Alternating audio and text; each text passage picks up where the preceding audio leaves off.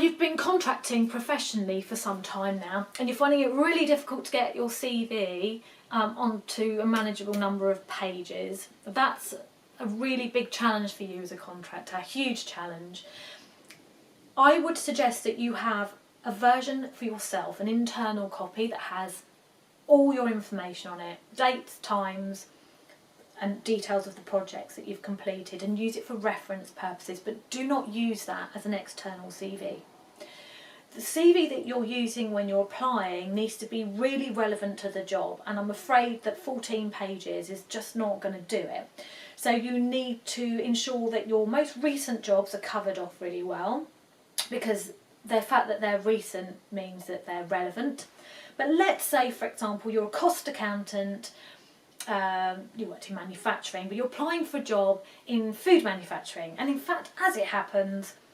3 years ago you did a similar piece of work for a food manufacturer. So that's a really relevant job, and you might want to cover that off in a covering letter, but it needs to be highlighted in your CV. So what I would do is that I would make sure that my most recent career history is nice and clear and concise and has sufficient information in it, but I would,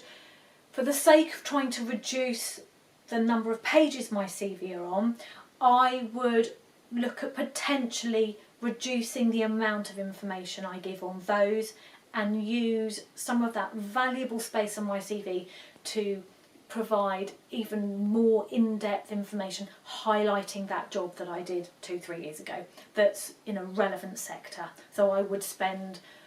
more time on that particular area of my CV than any other, and as I say, I would highlight it on a covering letter if I was going to do that, because that's the most relevant job for the job that you're applying for, and those two need to match.